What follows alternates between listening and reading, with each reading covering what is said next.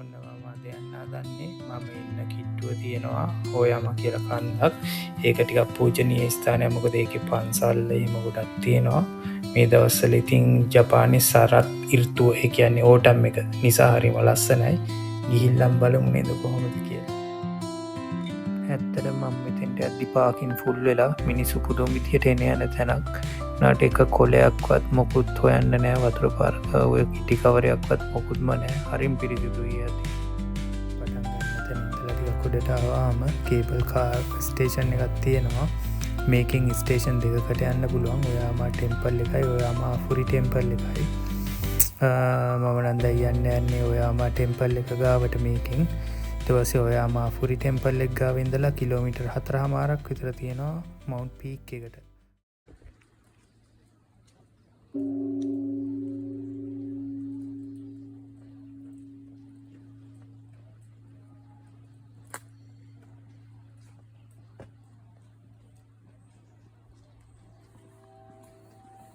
ඔන්න දැන් cable car එකේ ඇවිල්ලා දැන් යන්නේ ඔයාම පන්සලට. බලන්නකෝ මේ පන්සල අවට තමා මෙතනින් පස්සේ තියෙන ගොඩක් ඒවා කොහොමද කියලා.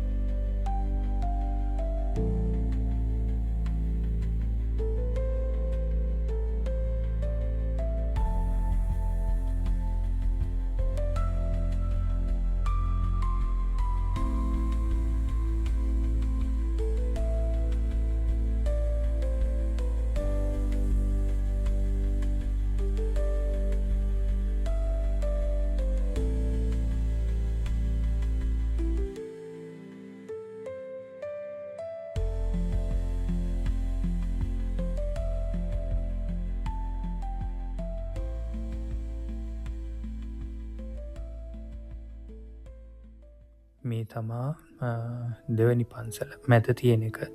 ඔයාම ආෆුරි ටෙම්පල් එක. මේක උඩට ආවම හරි ලස්සනට පේනවා වටපිටාව. ටෝකියෝ පැත්තට තමා ඕපන් වෙන්නේ. ටෝකියෝ එහෙම ලස්සනට පේනවා. ටෝකියෝ කනගවා යොකෝහාමා පැත්ත මේක ලස්සනට පේනවා.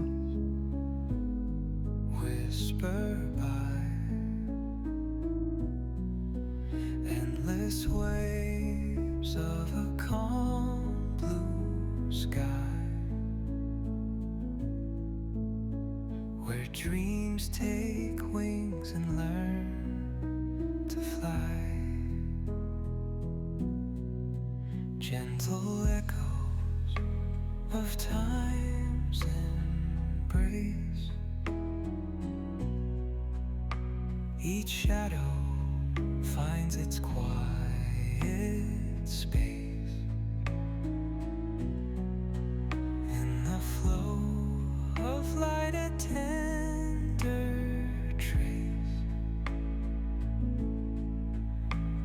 the soul to this serene place. Let it go, let it be.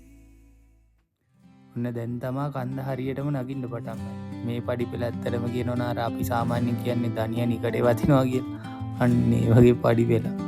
මේ උඩට යනකම් ගොඩක් තියෙයි මේ වගේ තනි කෙලින් කන්දක් නිසා. බලන්න ඕටම් එකට කොහොමද ලස්සන කියලා.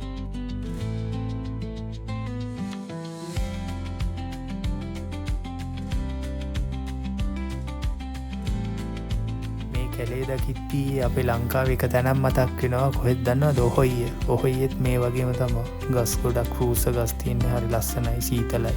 ඒ වගේම පරිසරයක් තමයි මේක.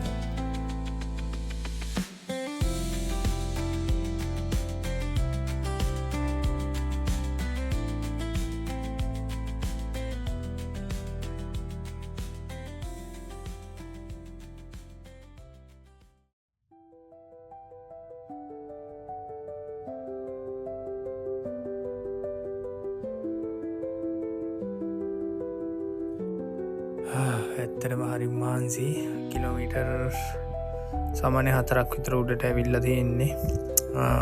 ෆූජි ටෙම්පල් එකේ ඉඳලා තව මෙතනින්ලා මීටර් 500ක් යන්න තියෙනවා. ගිහින් බලමු කොහොමද කියලා. ඔන්න යන්තම් කන්ද උඩට ආවා.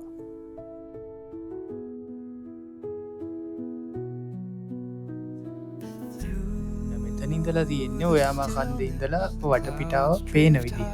බලන්න කොහොමද කියලා. Thoughts like breezes whisper by, endless waves of a calm blue sky, where dreams උඩදී අමුත්තෙකුත් හම්බුණා. බලන්නකො මේ කවුද කියලා.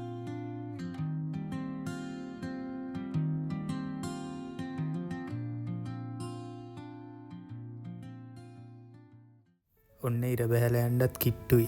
බලන්නකො අර ඇතින් පේන්නේ ෆූජියාම කන්ද.